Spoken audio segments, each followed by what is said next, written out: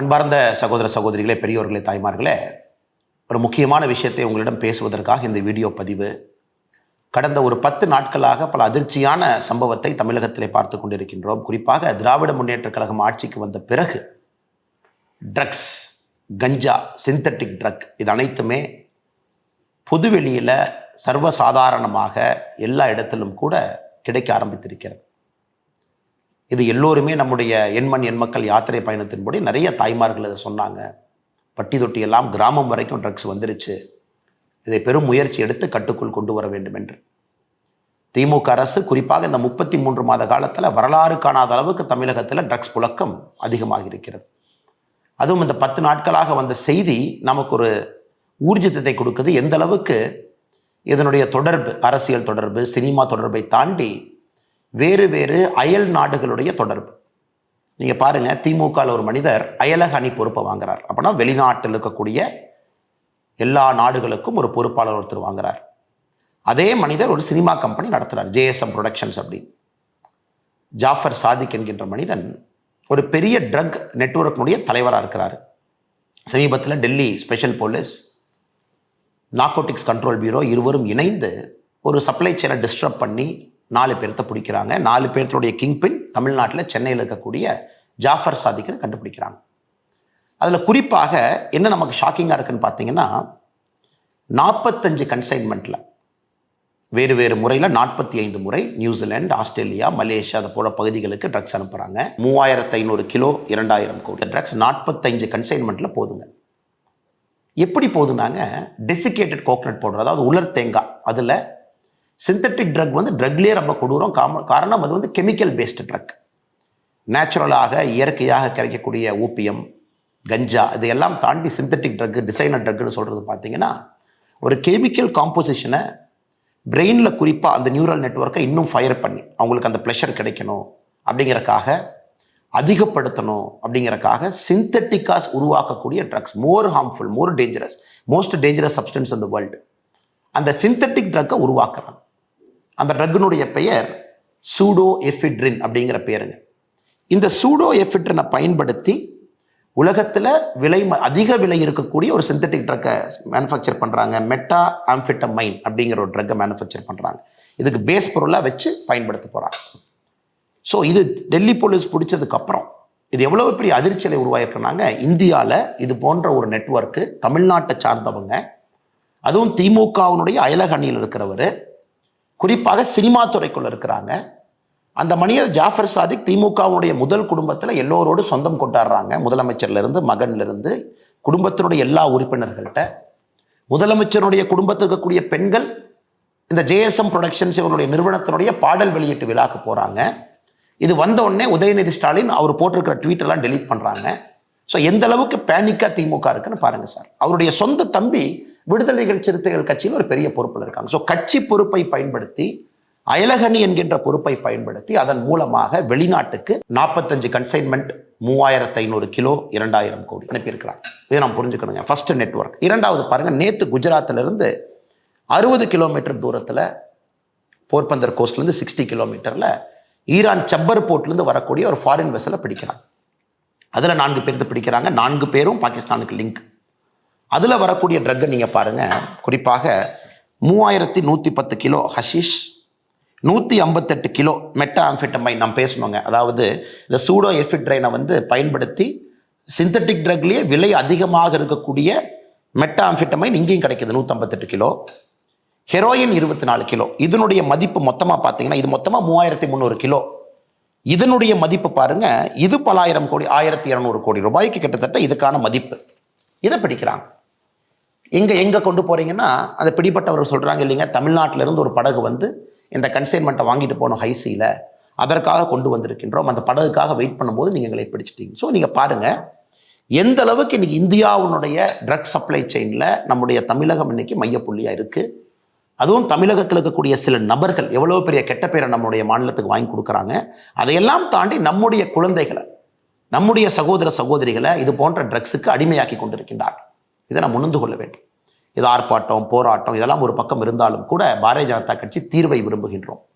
எனக்கு ஆர்ப்பாட்டம் பண்ணி இவங்க என்ன செய்ய போகிறாங்க சார்? எத்தனை ஆர்ப்பாட்டம் பண்ணுறது? பாரதிய ஜனதா கட்சி செய்யாத ஆர்ப்பாட்டங்கள் கிடையாது, செய்யாத போராட்டங்கள் கிடையாது. பட்டி தொட்டி எல்லாம் மக்கள்கிட்ட சொல்லியாச்சு. இன்னைக்கு இதை நாம கையில் எடுக்க வேண்டிய கட்டாயம் வந்து விட்டது என்று நாங்கள் நினைக்கின்றோம். அரசு செயலிழந்து நிற்கிறது. அரசில் இருக்கக்கூடிய நபர்களுக்கு இவர்கள் நண்பர்களாக இருக்கின்றார்கள். இந்த ஜாஃபர் சாதிக்குங்க ஒரு டிஜிபி கையில் போய் ஒரு அவார்டு வாங்கிட்டு வர்றார். எப்படி போலீஸ் பிடிப்பாங்க? டிஜிபி கையில் போய் பதக்கம் வாங்குற போட்டோ எந்த போலீஸ்காரர் எந்த இன்ஸ்பெக்டர் சப் இன்ஸ்பெக்டர் வீட்டுக்கு போய் சார் நீங்க வாங்க. இன்னைக்கு பாருங்க என்சிபி நார்கோட்டிக்ஸ் கண்ட்ரோல் பியூரோ இந்த ஜாஃபர் சாதிக் தலைமறைவாக இருக்கக்கூடிய ஜாஃபர் சாதிக் உட்பட எல்லா பகுதியிலையும் ரைடு நடக்குது. அதில் நுங்கம்பாக்கத்தில் ஒரு இடத்துல ரைடு பண்ணுறாங்க. ஒரு கொரியர் கம்பெனி, இந்த கொரியர் கம்பெனி தான் ட்ரக் சப்ளைக்கு பயன்படுத்துகிறாங்க தமிழ்நாட்டில் இருந்து. அந்த கொரியர் கம்பெனி யாருக்குன்னா திமுகவில் சிற்றரசுங்கிற ஒரு நபருக்கு சொந்தம், Sahara express.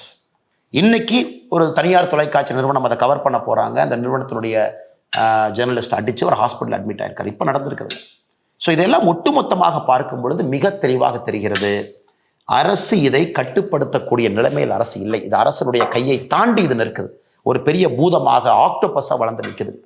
Multinational connections, Australia, New Zealand, Malaysia, India முழுவதும் கொரியர் கம்பெனி, திமுகவுடைய அயலக அணி, அதில் ஒரு பொறுப்பாளர், சினிமா ப்ரொடக்ஷன் கம்பெனி, அதில் வந்து திமுகவுடைய முதல் குடும்பத்தினுடைய சம்பந்தம். உதயநிதி ஸ்டாலின் ட்வீட்டை டெலிட் பண்ணுறாங்க. ஸோ எப்படி இவங்களால நீங்கள் கண்ட்ரோல் பண்ண முடியும்னு நினைக்கிறீங்க? Such the most dangerous money is drugs மணி.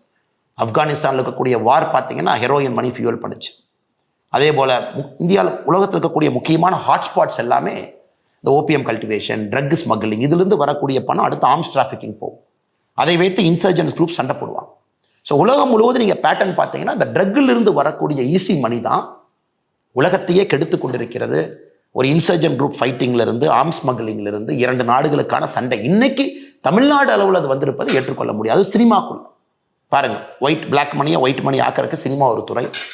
ட்ரக்ஸ்லேருந்து வரக்கூடிய பணத்தை சினிமாவில் போடுங்க, வெளியெடுங்க, முதல் குடும்பத்தோடு சம்பந்தம் வச்சுக்கங்க, எந்த பிரச்சனையும் இல்லாமல் படத்தை ரிலீஸ் பண்ணுங்க, யாரும் வந்து உங்களுக்கு தொந்தரவு கொடுக்க போகிறதில்ல. பெரிய பெரிய இயக்குநர்கள் ஃப்ரெண்ட்ஸாக வச்சுக்கங்க, ப்ரெஸ் மீட் அவங்களோட வச்சு பண்ணுங்க, அப்புறம் போலீஸை கூட வச்சுக்கங்க, போய் டிஜிபிட்ட அவார்டு வாங்குங்க, அப்புறம் முதலமைச்சர்கிட்ட ஃபோட்டோ எடுத்துக்கங்க. ஸோ எப்படி பிளான் பண்ணி நெட்வொர்க் இருக்கு பாருங்க.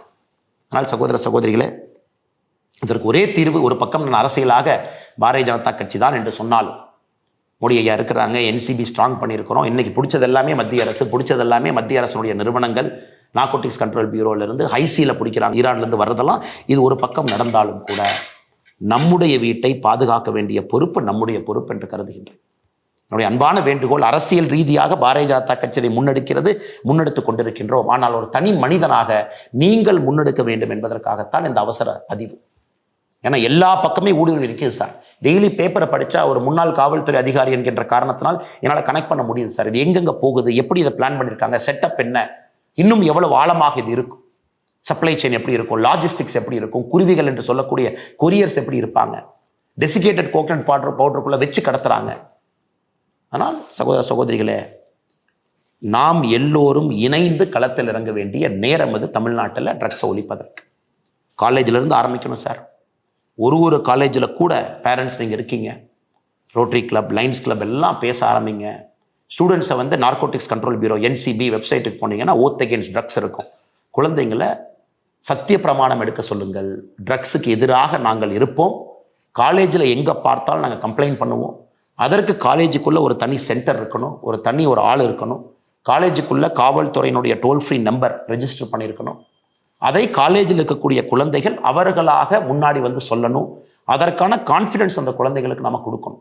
அதுக்கு கம்ப்ளைண்ட் பாக்ஸாக இருக்கலாம், அனானிமஸாக கம்ப்ளைண்ட் உள்ள ட்ராப் பண்ணலாம். காலேஜுக்கு பக்கத்தில் இருக்கக்கூடிய பெட்டி கடைகள், காலேஜ்லேருந்து 1 கிலோமீட்டர் 5 கிலோமீட்டருக்குள்ள இருக்கக்கூடிய முக்கியமான பெட்டி கடைகள், அங்கே தான் அதிகமாக அது பார்த்தீங்கன்னா வெளியே வரும், சைடில் போகும், சின்ன சின்ன கடைகள் இருக்கும். அதை காவல்துறை கண்காணிப்பார்கள் என்று நம்புகின்றோம். ஆனால் மாநில அரசு செயலிழந்து நிற்குது. அதையெல்லாம் வாட்ச் பண்ணணும். காலேஜுக்குள்ளே யாராவது ஒரு குழந்தைகள் 4 ஆண்டு 5 ஆண்டு அதிகமாக படிக்கிறாங்க. ஒரு குழந்தை பார்த்தீங்கன்னா, நான் இதற்கு முன்பு காவல்துறை அதிகாரியாக இருக்கும்பொழுது ஒரு தனியார் கல்லூரியில் பார்த்தேன். 7 வருஷம் 8 வருஷம் 9 வருஷம் ஏன் அதிகமாக படிக்கிறாங்கன்னு பார்த்தீங்கன்னா, காலேஜுக்குள்ளே அந்த குழந்தைகள் ட்ரக்ஸ் செல்லராக இருக்கிறாங்க. நிறைய நடவடிக்கை எடுக்க வேண்டி இருந்ததுங்க என்னுடைய பழைய பரிமாணம் காவல்துறை அதிகாரியாக. ஸோ காலேஜுக்குள்ளே ஒருத்தவங்க ரொம்ப நாள் இருக்காங்க, ரொம்ப எக்ஸ்டெண்டடாக படிக்கிறாங்க, அரியர் நிறையா வச்சுருக்காங்க, இருந்தும் 3-4 வருஷத்துக்கான அவங்கள கண்காணிக்கணும். காலேஜுக்குள்ளே வரக்கூடிய சப்ளை செயின்ஸ், உள்ளே வரக்கூடிய கேன்டீனுக்கு வரக்கூடியவர்கள் யார், என்ன, காலேஜுக்கு வெளியே யார் நிற்கிறாங்க. ஸோ காலேஜே இப்போ ஸ்பெஷல் ஸ்குவாட் போடணும். அடுத்து ரோட்டரி, லைன்ஸ், இது போன்ற இன்டர்நேஷ்னல் அமைப்புகள் நீங்கள் ட்ரக் அவேர்னஸை ஒரு இஷ்யூவாக கையில் எடுக்கணும். அதை தாண்டி நம்முடைய பெற்றோர்கள், பொதுமக்கள் எல்லாம் பேரண்ட் டீச்சர் அசோசியேஷன் மீட்டிங்கில், காலேஜில் இதை பற்றி நம்ம பேசணும். இது எல்லாம் நாம் செய்ய ஆரம்பிக்கும் பொழுது மாநில அரசு செயலிழந்து நின்றாலும் கூட மக்களாக நாம் நம்முடைய தமிழகத்தை மீட்டெடுக்க முடியும் என்று முழுமையாக நம்புகின்றோம். தொடர்ந்து இது போன்ற செய்தி உங்கள்கிட்ட சொல்கிறேன். ஏன்னா மீடியாவில் இந்த அளவுக்கு வரலைங்க சார். இதனுடைய ரிப்பர்கஷன் என்ன, பரிமாணம் என்ன, எப்படி மூவி ப்ரொடக்ஷன் ஒரு பக்கம், எப்படி அயலக அணி ஒரு பக்கம், எப்படி அயல்நாட்டுக்கு கடத்துறாங்க, எந்த நெட்வொர்க் இருக்குது. நேற்று பார்த்தீங்கன்னா போர்பந்தர் பக்கத்தில் சீசா இருக்கக்கூடிய கிட்டத்தட்ட 3300 கிலோ 1200 கோடி ரூபாய் ஹெரோயின்லேருந்து பார்த்தீங்கன்னா மெட்டாஃபிட்டமைன்லேருந்து எல்லாம் இருக்குது. இப்போ சிந்தட்டிக் ட்ரக்ஸ் போயிடுச்சு சார். கஞ்சா அதெல்லாம் தாண்டி ஏதோ சின்ன சின்ன சரஸ் அந்த மாதிரி இருந்தது, அதை தாண்டி இன்னைக்கு சிந்தட்டிக் ட்ரக்ஸ்குள்ளே போயாச்சு. அது பார்த்தீங்கன்னா உங்கள் நியூரல் நெட்வொர்க்கை கம்ப்ளீட்டாக மாற்றி ஒரு ஜென்ரேஷனையும் அழிச்சிடும். வருங்கால தலைமுறையே இருக்காது என்கின்ற அளவுக்கு இந்த ட்ரக்ஸ் தமிழகத்திலே கொடூரமாக, இந்த உட்சா பஞ்சாப்லாம் படம் பார்த்துருக்குறோங்க. இன்னைக்கு தமிழகத்தில் அது நடப்பது ஏற்றுக்கொள்ள முடியாது. திமுக மௌனம் காட்பது சுத்தமாக ஏற்றுக்கொள்ள முடியாது. நார்கோட்டிக்ஸ் கண்ட்ரோல் பியூரோ அதிகாரிகள் தமிழகம் முழுவதும் சோதனை ஏற்றுக்கிட்டு இருக்கிறாங்க. பத்திரிகையாளர்களை திமுக அடிப்பதும் ஏற்றுக்கொள்ள முடியாது. அதனால் நாம் நம்முடைய தமிழகத்தை மீட்டெடுப்போம். வருகின்ற காலத்தில் பாரதிய ஜனதா கட்சி முழுமையாக உங்களோட தமிழகம் முழுவதும் நாங்களும் களம் இறங்குகின்றோம்.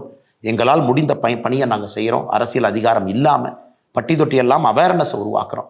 இந்த பிரச்சனைக்கு இன்னைக்கு தீர்வு என்னன்னாங்க ஐயா, நாம் அனைவரும் கலந்து ஒரு சொல்யூஷன் கொடுக்கணும். அரசியலாக நாங்கள் இதை எடுத்து செல்கின்றோம், மக்கள் மன்றத்தில் வைக்கின்றோம். அது ஒரு பக்கம்.